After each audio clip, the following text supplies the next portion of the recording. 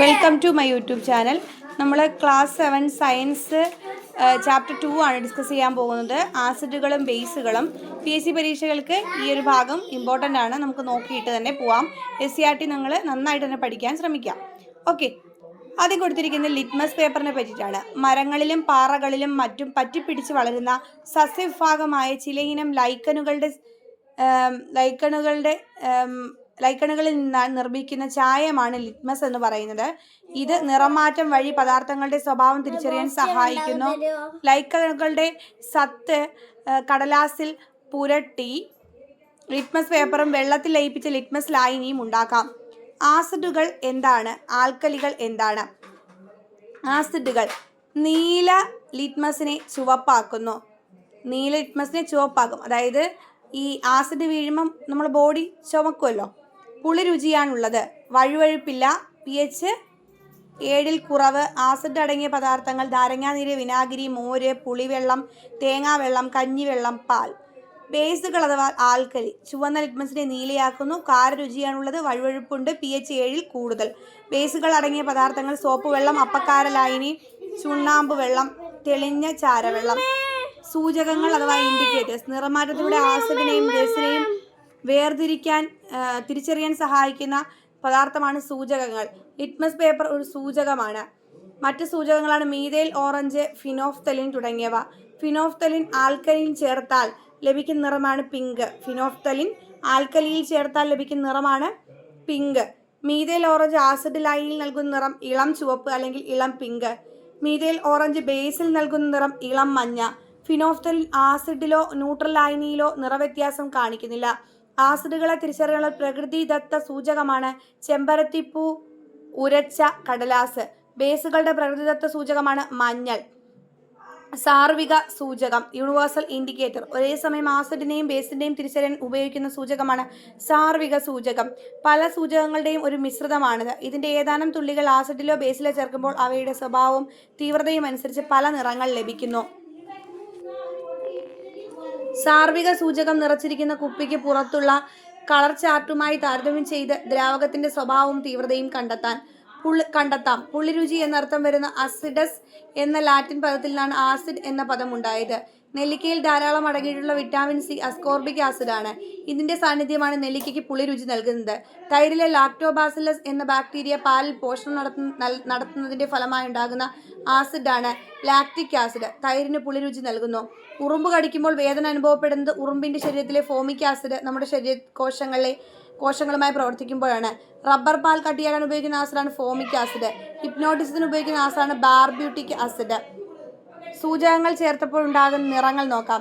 Methyl orange hydrochloric acid ചേർക്കുമ്പോൾ ഇളം ചുവപ്പ്. സൾഫ്യൂരിക് ആസിഡ് ചേർക്കുമ്പോൾ ഇളം ചുവപ്പ്.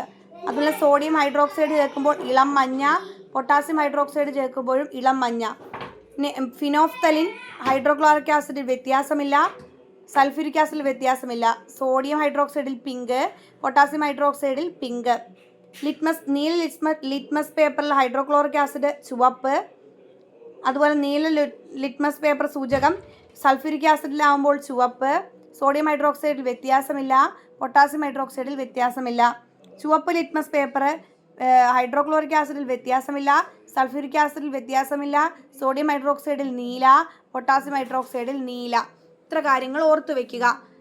ദഹനത്തെ സഹായിക്കാനായി ആമാശയത്തിൽ ഉൽപ്പാദിപ്പിക്കപ്പെടുന്ന ആസിഡിന്റെ പേരെന്ത്? Hydrochloric acid. ഹൈഡ്രോക്ലോറിക് ആസിഡിന്റെ ഉൽപ്പാദനം കൂടുന്നതിന്റെ ഫലമായി ഉണ്ടാകുന്ന രോഗാവസ്ഥയാണ് ആസിഡിറ്റി. ആസിഡിറ്റിയുടെ ലക്ഷണങ്ങൾ ആമാശയത്തിനുള്ളിലെ നീറ്റൽ, നെഞ്ചരിച്ചിൽ, പുകച്ചിൽ, തികട്ടൽ, മലബന്ധം എന്നിവ ഉണ്ടാക്കുന്നു. ആസിഡിറ്റി ഉണ്ടാകാനുള്ള കാരണം എന്ത്? ശരിയായ രീതിയിൽ ആഹാരം കഴിക്കാതിരിക്കുക, വേണ്ടത്ര വെള്ളം കുടിക്കാതിരിക്കുക, തെറ്റായ ആഹാരശീലങ്ങൾ പിന്തുടരുക. ആസിഡിനെ നിർവീര്യമാക്കുന്നതിന് ഉപയോഗിക്കുന്ന മരുന്നുകളാണ് ആന്റാസിഡുകൾ.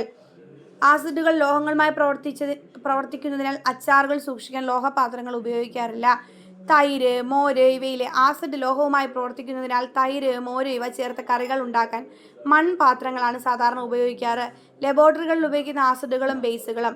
ആസിഡുകൾ ലബോറട്ടറികളിൽ hydrochloric acid HCl, nitric acid HNO3, sulphuric acid H2SO4, acetic acid CH3COOH. ബേസുകൾ കാൽസ്യം ഹൈഡ്രോക്സൈഡ്, ചുണ്ണാമ്പ് CaOH ഫ്രക്ടോയ്സ്. Sodium hydroxide caustic soda NaOH. Potassium hydroxide caustic potash KOH. Hydrogen. ജലം ഉൽപ്പാദിപ്പിക്കപ്പെടുന്നത് എന്നർത്ഥം വരുന്ന മൂലകമാണ് ഹൈഡ്രജൻ. ഭാവിയിലെ ഇന്ധനം. ഹൈഡ്രജൻ കണ്ടെത്തിയത് ഹെൻറി കാവൻഡിഷ് 1766. ലോഹങ്ങൾ ആസിഡുമായി പ്രവർത്തിച്ച് ഹൈഡ്രജൻ ഉണ്ടാകുന്നെന്ന് ആദ്യമായി കണ്ടുപിടിച്ച ബ്രിട്ടീഷ് ശാസ്ത്രജ്ഞനാണ് ഹെൻറി കാവൻഡിഷ്. ഹെൻറി എന്ന പേര് നൽകിയത് ലാവോസിയറാണ്. ഹൈഡ്രജൻ എന്ന പേര് നൽകിയ ലാവോസിയറാണ്. ഫ്രാൻസുകാരനാണ് ലാവോസിയർ. തീ കാണിക്കുമ്പോൾ ചെറിയ ശബ്ദത്തോടെ കത്തുന്ന വാതകമാണ് ഹൈഡ്രജൻ. ഏറ്റവും ഭാരം കുറഞ്ഞ വാതകം ആയതിനാൽ ഹൈഡ്രജൻ നിറച്ച ബലൂണുകൾ ഉയർന്നു പൊങ്ങുന്നു. ഹൈഡ്രജനും ഓക്സിജനുമായി പ്രവർത്തിച്ച് ജലം ഉണ്ടാകുന്നു. 2023 സെപ്റ്റംബറിൽ ഇന്ത്യയിൽ പരീക്ഷണാർത്ഥം ഹൈഡ്രജൻ ബസ് നിരത്തിലിറക്കിയത് എവിടെയാണ്? ന്യൂഡൽഹി. റോക്കറ്റുകളിൽ ഇന്ധനമായി ഹൈഡ്രജൻ ഉപയോഗിക്കുന്നു. അപ്പോൾ ഇത് കൃത്യമായിട്ട് ഹൈഡ്രജൻ എന്ന് ഓർത്തോണേ. സോപ്പ് നിർമ്മിക്കാൻ ആവശ്യമായ വസ്തുക്കൾ: സോഡിയം ഹൈഡ്രോക്സൈഡ്, കാസ്റ്റിക് സോഡ, വെളിച്ചെണ്ണ, വെള്ളം, സോഡിയം സിലിക്കേറ്റ്, സ്റ്റോൺ പൗഡർ.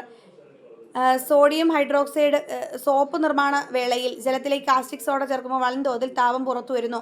സോപ്പിൻ്റെ ഗാഢതയും അളവും കൂട്ടാനായി ചേർക്കുന്ന പദാർത്ഥമാണ് സോഡിയം സിലിക്കേറ്റ് അല്ലെങ്കിൽ സ്റ്റോൺ പൗഡർ. സോഡിയം സിലിക്കേറ്റും ചേർക്കാറുണ്ട്, സ്റ്റോൺ പൗഡറും ചേർക്കാറുണ്ട്. സ്റ്റോൺ പൗഡറാണ് ടാൽക്കം പൗഡർ.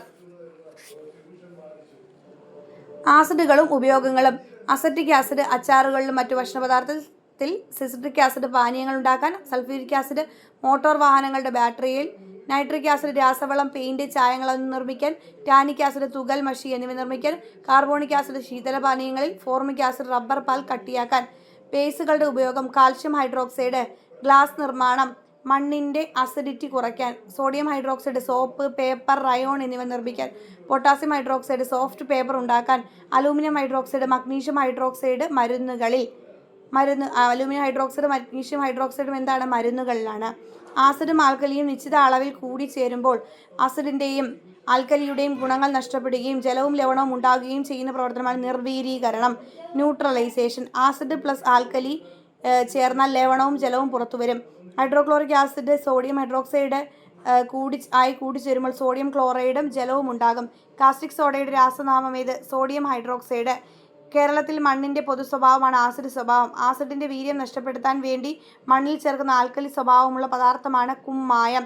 ആസിഡിൻ്റെ വീര്യം നഷ്ടപ്പെടുത്താൻ വേണ്ടി മണ്ണിൽ ചേർക്കുന്ന ആൽക്കലി സ്വഭാവമുള്ള പദാർത്ഥമാണ് കുമ്മായം. ഓക്കെ, ഈ ചാപ്റ്റർ കഴിഞ്ഞു. താങ്ക്